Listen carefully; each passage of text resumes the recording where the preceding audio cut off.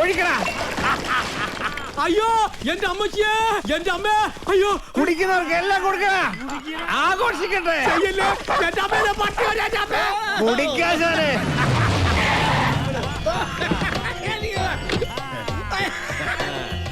എന്റെ സ്ഥലവും തോട്ടവും വിപ്പിക്കില്ലാന്ന് വീമ്പ് വന്നിട്ട് എന്തായി? വിറ്റടാ, നല്ല വിലക്ക് തന്നെ വിറ്റു. നടക്കടാ. എന്താടാ നിന്നെ ഇതുപോലെ ഇവിടെ തല്ലി ചതച്ചിട്ടാലും ഒരുത്തനും എന്നോട് ചോദിക്കാൻ വരില്ല. നിന്റെ നാശം പോലെ തന്നെ ഇനി വരുന്നവന് നശിച്ച് വെണ്ണീറാവുന്ന നീ കണ്ടോ? ഇവന്റെ പുറകെ വാലാട്ടി നടക്കുന്ന സകല നായിന്റെ മക്കളും കേൾക്കാനാ ഞാൻ പറയുന്നത്. ഒരുത്തനും ഈ നാട്ടിൽ വന്ന് വാഴില്ല. ഇനി ഏത് കൊലകൊമ്പനാണെങ്കിലും ഈ മണ്ണിൽ അവന്റെ വേരോടില്ല. ആർത്തും മാറ്റും ഈ നാഗേന്ദ്രൻ. വടാ.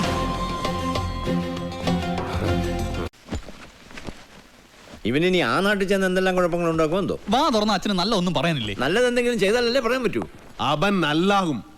ഇവിടെ നിന്ന് മാറി നിന്ന കണ്ടിത അവൻ നല്ലാകും. പിന്നെ കൂടെ ഞാനിൽവാ. അതാ എനിക്ക് പേടി. ഇവൻ ഓരോ കുരുത്തക്കേടുകളും ചടി മേടിക്കും, മല്ലേ അത് ചോദിക്കാൻ ചെല്ലും. അതാണല്ലോ പതിവ്. അതേർലേ നാട്ടുകാർ നിന്നെ തല്ലിയ കാരണ അതൊരു നിസ്സാര കാര്യ. ഒരു ലവ് ലെറ്റർ കൊടുത്തേനാ. ഈ പ്രായത്തിലോ ആരെങ്കിലും ലവ് ലെറ്റർ അയക്കുമോ? ഇമെയിൽ അയക്കണ്ടേ? ഓർക്ക. കൊള്ളാം, നല്ല ഉപദേശം. അവനൊരു പെണ്ണ് ഇഷ്ടാക്കിതരേ അതിന് തള്ളേണ്ട കാര്യമുണ്ടോ? നിന്നെ തള്ളിയത് ആര്? കുടുങ്ങി അപ്പനാ അണ്ണനാ? അപ്പനും അല്ല അണ്ണനും അല്ല, പെണ്ണിന്റെ കെട്ടിയോനാ. കല്യാണം കഴിഞ്ഞതാണെന്ന് ഞാൻ അറിഞ്ഞില്ല. അതെ, ഇവനെ ഇങ്ങനെ വിട്ടിട്ട് കാര്യമില്ല. നല്ലൊരു പെണ്ണിനെ കണ്ടുപിടിച്ച് ഉടനെ കല്യാണം നടത്തണം. ഏയ് അതൊന്നും നടക്കില്ല. മല്ലയ്യ കഴിക്കാതെ ഞാൻ കല്യാണം കഴിക്കില്ല എന്നൊരു ദുർബല നിമിഷത്തിൽ സത്യം ചെയ്തു പോയി. നിൻಗೆ സത്യം ചെയ്യ അവർ പറഞ്ഞു. നീ സത്യം ചെയ്താ നീ കല്യാണം കെട്ടണം. ഞാൻ കല്യാണം കെട്ടില്ല. നന്ന കല്യാണം എല്ലാം ശരിയാക്കി വന്നപ്പോ ജയിലിൽ പോയി മടങ്ങി വന്നപ്പോ പെണ്ണ് 2 പ്രസംഗിച്ചു.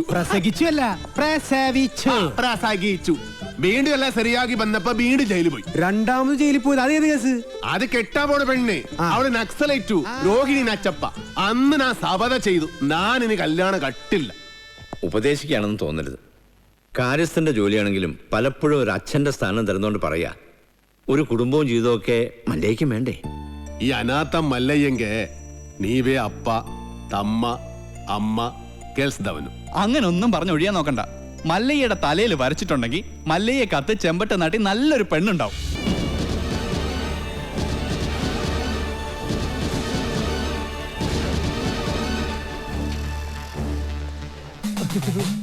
ഗോപാൽ കേട്ടില്ല. ഇതാരോ വേറെ താഴിട്ട് പൂട്ടിയിരിക്കുക. അത് കാട്ടാപ്പിള്ളി പൂട്ടിയ പൂട്ടാ. തുറക്കുന്നവന്റെ കൈവിട്ടെന്നാ പറഞ്ഞിരിക്കുന്നേ.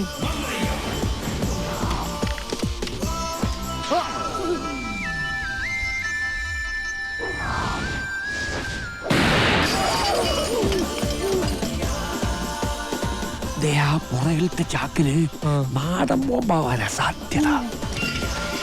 കാട്ടുപുളിനോട് ബേക്കും. മാറിക്കോ, വേഗം കേറ്. നമുക്ക് കാട്ടാപ്പിളിനെ വെടിവെച്ചിരുന്ന് കാണാം. എടാ, നീ വിചാരിക്കുന്ന പോലെ അത്ര നിസ്സാരനല്ല ഈ മല്ലയ്യ. കേന്ദ്രത്തിൽ വരെ പിടിപാടുള്ള കക്ഷിയാ. നമ്മുടെ ഹോം മിനിസ്റ്ററുമായിട്ടും അടുപ്പുണ്ട്. അടുത്ത ഇലക്ഷൻ ഒരു മന്ത്രിസ്ഥാനം വരെ കിട്ടാൻ ചാൻസ് ഉള്ളതാ എനിക്ക്. അതുകൊണ്ട് ഇനിയെങ്കിലും ഈ നാട്ടിൽ പ്രശ്നങ്ങൾ ഉണ്ടാക്കരുത്. ചെറിയച്ഛൻ രാഷ്ട്രീയക്കാരനായതുകൊണ്ട് കാര്യങ്ങളൊക്കെ പെട്ടെന്നങ്ങ് മറക്കും. എന്റെ അച്ഛൻ കാറ് മറിഞ്ഞ് മരിച്ചതൊന്നുമല്ല, ഈ മല്ലഞ്ചറക്കാർ കൊന്നതാ. അതിനൊന്നും യാതൊരു തെളിവുമില്ലല്ലോ. തെളിവില്ലാതെ കാര്യങ്ങളൊക്കെ ചെയ്യാൻ എനിക്കും അറിയാം. മല്ലഞ്ചറക്കാരെ സഹായിക്കുന്നവൻ ആരായിരുന്നാലും ശരി, അവൻ എന്റെ ശത്രുവാ.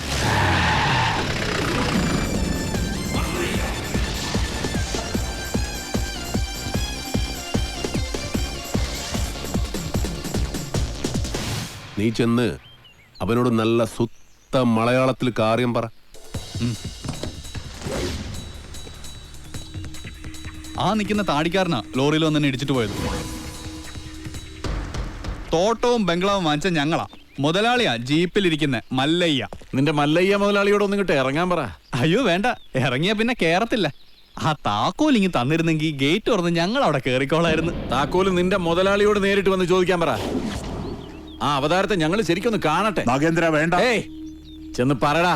മല്ലയ്യെ ശരിക്കൊന്ന് കാണണമെന്ന്. ഓ, എന്നാ പിന്നെ ശരിക്കൊന്ന് കാണിക്കാം.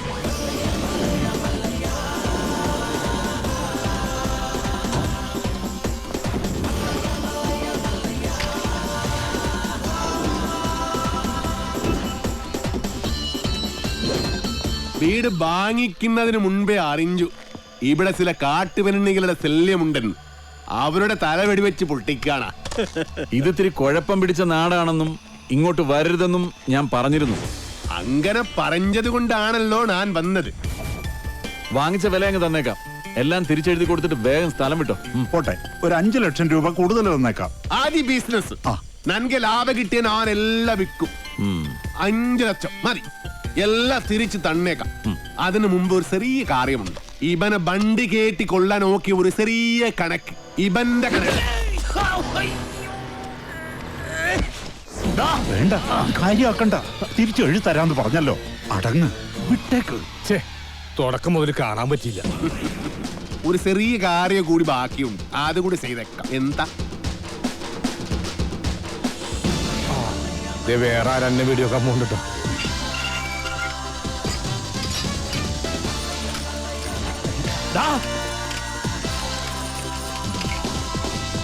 അവിടെ നില്ലട കാട്ടുപുളി.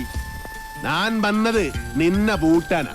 മല്ലയ വീട് മേടിച്ചത് തെറിച്ചു തരാനല്ല, താമസിക്കാനാ. ഞാൻ അവിടെ താമസിക്കും. വേണ്ടി വന്നാൽ എന്റെ വീട്ടിൽ കയറി ഇവിടെ താമസിക്കും. നീ അവിടെ പൂട്ടി, ഞാൻ ഇവിടെ പൂട്ടി. ഇനി എന്നോട് കളിക്ക വന്നാൽ നിന്നെ വെട്ടി വെടി പീസാക്കും. നിനക്ക് നന്മക്ക് ಗೊತ್ತಿಲ್ಲ ಗಜ್ಜಿ ನಾಯಿನ್ ಮಗನೆ. ಗೊತ್ತಿಲ್ವಾ ಗಜ್ಜಿ ನಾಯಿನ್ മകനെ, നായിന്റെ പട്ടി മോനെ. പണ്ഡിതനാണെന്ന് തോന്നുന്നു. അർത്ഥം പറഞ്ഞൊന്നും കേട്ടില്ലേ?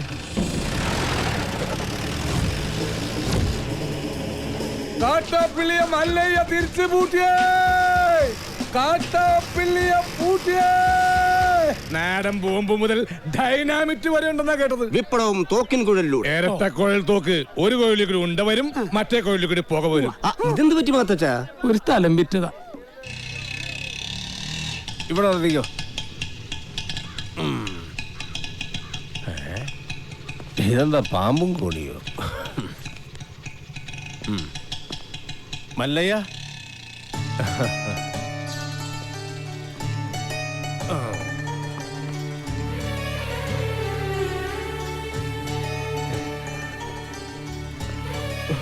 നന്ദിയുണ്ട്, ഒരുപാട് നന്ദിയുണ്ട്. ഇവിടെ ഇരിക്കേ. എനിക്ക് നിങ്ങളിപ്പോ ദൈവമാ. എന്റെ എല്ലാ കടങ്ങളും വീട്ടി. ഇനി ഒരുത്തിനൊരു ചില്ലി കാശ് കൊടുക്കാനുമില്ല. തോട്ടത്തിലെ കാര്യങ്ങളൊക്കെ ചന്ദ്ര തന്നെ നോക്കണം. ഇവിടെ തന്നെ താമസിക്ക വേണം. അതൊന്നും ശരിയാവില്ല മല്ലയ്യ. വിറ്റത് തന്നെ. കയ്യിൽ കുറച്ച് കാശ് ബാക്കിയുണ്ട്. അതുകൊണ്ട് ഞാൻ ആ പഴയ ചിട്ടി കമ്പനി തുടങ്ങാൻ പോവാ. അതിന് ക്ഷണിക്കാനാ ഞാൻ വന്നത്. എല്ലാ സപ്പോർട്ടും ഉണ്ടാവണം. എല്ലാം മംഗളമായിട്ട് വരും. തകി ചെക്ക് ബുക്ക് കൊടു.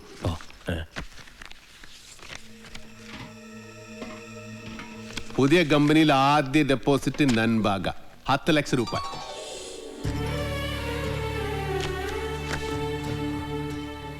അത് മുങ്ങുന്ന കപ്പല. കപ്പിത്താനാണെങ്കിൽ പൂര വെള്ളവും. ആ കപ്പല് മുങ്ങൻ പാടില്ലടാ.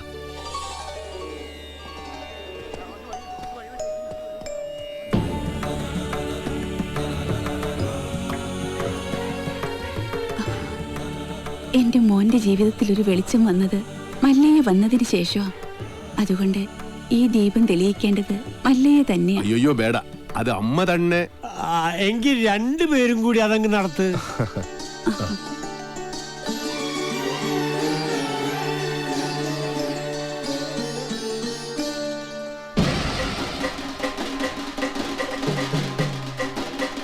കസേരവാസി ഇറങ്ങിയിട്ടുണ്ടല്ലോ.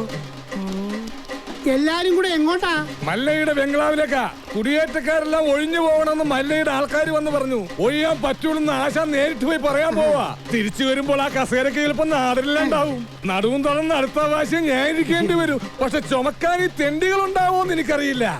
എല്ലാം ഞാൻ നേരിടാൻ പോവാ. നാരായണ കട നോക്കണേ.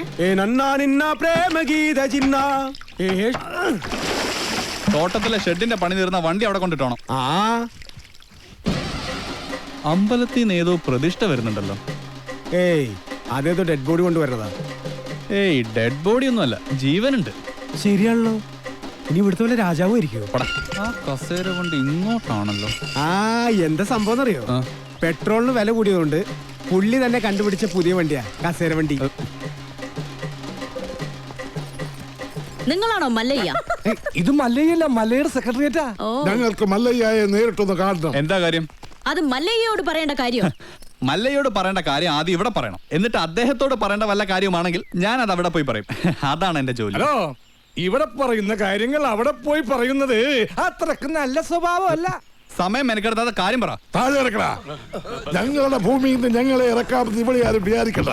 അനധികൃതമായി കുടിയേറി പാർത്തവർ എത്രയും പെട്ടെന്ന് ഒഴിഞ്ഞു തന്നേ പറ്റൂ, അല്ലെങ്കിൽ ബുൾഡോസർ ഉണ്ടെന്ന് മല്ലയെല്ലാം പൊളിച്ചടുക്കും.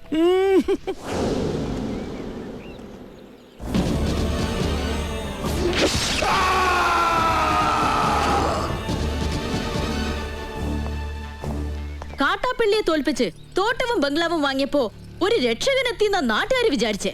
ഇങ്ങനെ ദ്രോഹിക്കാനാണെങ്കിൽ കാട്ടാപ്പള്ളി നിങ്ങളും തമ്മില് എന്താ വ്യത്യാസം? അങ്ങനെ ഭീഷണിപ്പെടുത്തി ആരും ഞങ്ങളെ ഒഴിപ്പിക്കാന്ന് വിചാരിക്കേ വേണ്ട. ഏതാ ഈ ജെറുഗൻ? അയ്യോ, ഇത് പെൺകുട്ടിയാ. വർത്താനം കണ്ട് അങ്ങനെ തോന്നണില്ലല്ലോ. എന്താണ് ചെറുക്കൻ എനിക്ക് വേണ്ടത്? മല്ലഞ്ചര ഉണ്ണിത്താന്റെ അനുഭവത്തോടു കൂടി വർഷങ്ങൾക്ക് മുമ്പേ ഞങ്ങൾ അവിടെ താമസം തുടങ്ങിയതാ. ഇപ്പൊ ഞങ്ങളോട് അവിടെ നിന്ന് ഒഴിഞ്ഞു പോകാൻ പറയുന്നത് കഷ്ടമാണ്. വേറെ പോകാൻ ഒരു ഇഞ്ച് ഭൂമി പോലും ഇല്ലാത്ത പാവങ്ങളാണ് ഞങ്ങളെല്ലാം. നിങ്ങളോട് ഒളിഞ്ചു പോകാൻ ആരാ പറഞ്ഞത്? ആധാരപ്രകാരം എല്ലാരെയും ഒഴിപ്പിച്ചിട്ടുള്ള കച്ചവടം. ആധാരമണ്ണ് നോക്കണ്ട. എല്ലാരും ഇങ്ങനെ മണ്ണ് സ്വന്തമാക്കി വെച്ചാൽ ബാക്കിയുള്ളവർ ഇവിടെ പോയി താമസിക്കും അൽവാ. നിങ്ങൾ ആരും എവിടെ പോണില്ല, അവിടെ തന്നെ താമസിക്കും. അപ്പൊ മനസാക്ഷിയുള്ള മുതലാളിമാരും ഉണ്ട്. മുതലാളി വേണ്ട, മല്ലയെ വിളിച്ച മതി. സന്തോഷമായി മല്ലയ്യ, സന്തോഷമായി. ഞാൻ ഇടപെട്ടിട്ട് ഒരു വലിയ പ്രശ്നം തീർന്നല്ലോ. പിന്നെ മടക്കി കുത്തഴിച്ചിടാത്തത് ബഹുമാനക്കുറവുകൊണ്ടല്ല, മുണ്ടിന്റെ മൂട് കീറിയിരിക്കുക. നിങ്ങൾ വലിയവനാണ്. ഞാൻ വന്നപ്പോൾ മുതൽ ശ്രദ്ധിക്കുന്നു ആ ചങ്കൂറ്റം, പിന്നെ ആ അഹങ്കാരം, സംസാരിക്കുമ്പോഴുള്ള അക്ഷരസ്ഫുടത എല്ലാം എനിക്കിഷ്ടമായി. ഇന്നു മുതൽ ഈ അധ്വാനിക്കുന്ന തൊഴിലാളി വർഗവും അധ്വാനിക്കാത്ത ഈ ഗോപാലനും നിങ്ങളുടെ പിന്നാലെ ഉണ്ടാകും. നിങ്ങൾ മല്ലയല്ല, മുത്താണ്, മുത്തയ്യ. വിളിക്കണ മല്ലയാക്കി ജയ്, മല്ലയാക്കി. മുത്തേ മുത്തേ കന്നഡ മുത്തേ, കന്നഡ വെച്ചൊരു കന്നഡ മുത്തേ, കാക്കാം കീക്കാം മല്ലയ്യ,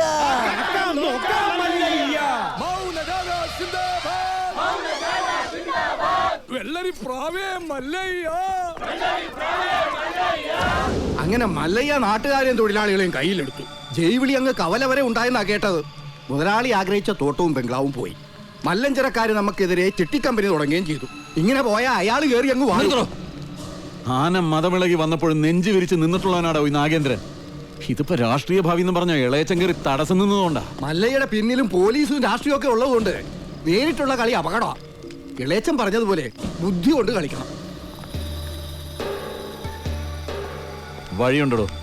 അവന് ജയ് വിളിച്ച നാട്ടുകാർ തന്നെ അവനെതിരെ തിരിയണം, നമ്മൾ തിരിക്കണം. കാര്യങ്ങളൊക്കെ ഞാൻ തന്നെ ആസൂത്രണം ചെയ്തോളാം. നമ്മുടെ ദശമൂലം ജയിലിൽ നിന്ന് ഇറങ്ങിയിട്ട് ഇപ്പൊ ടൗണിലുണ്ട്. ആദ്യം അവനെ ഇങ്ങ് വരുത്തിക്കാം.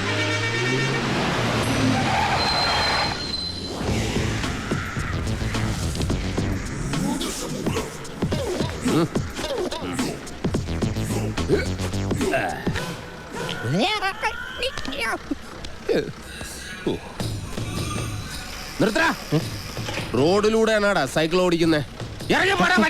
ഒരു കൊലക്കേസ് കഴിഞ്ഞ് ഇറങ്ങിയുള്ളൂ, വെറുതെ തന്നെ വീണ്ടും ജയിലിൽ കയറ്റിക്കരുത്. ചേട്ടാ, ഇന്നത്തെ കേരള അതെന്താ നാളെ കേരളം ഇല്ലേ? ശിക്ഷയുടെ കാലാവധി തീർന്നോ ദാമു? തീർന്നു. പക്ഷെ ഒരുത്തനെ തട്ടിയിട്ട് ഉടനെ തന്നെ തിരിച്ചു പോണം.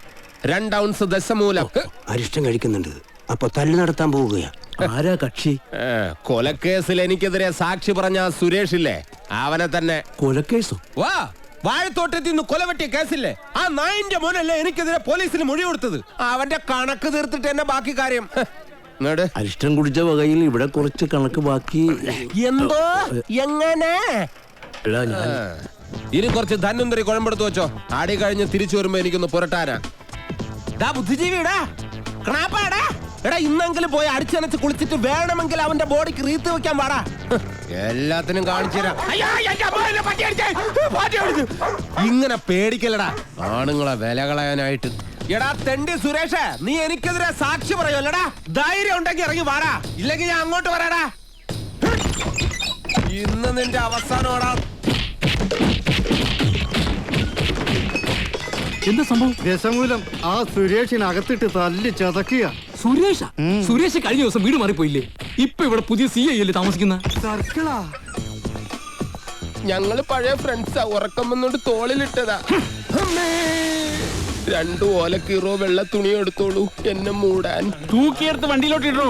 ഇനിയും തല്ലാൻ കൊണ്ടുപോകുന്നെങ്കിൽ ഒറ്റ അടിക്കാനാ തീർത്തേക്കണം. ഇല്ലെങ്കിൽ എല്ലാരും കൂടെ എടുത്തിട്ട് ഇടിച്ച് എനിക്ക് ഇങ്ങനെയാണെന്ന് നിറയിക്കാൻ വയ്യ.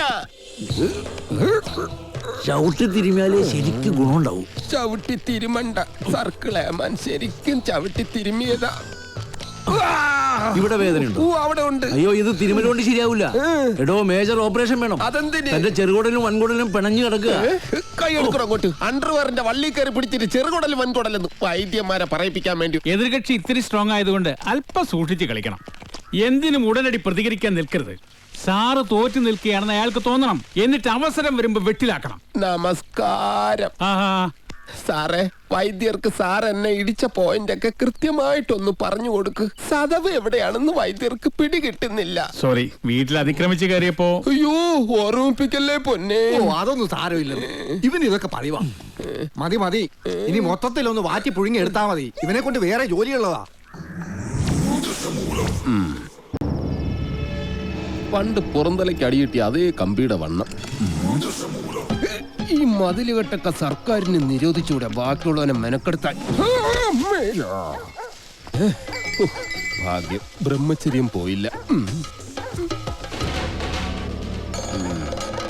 നമുക്ക് പോവാടി ലോറി പെണ്ണേ.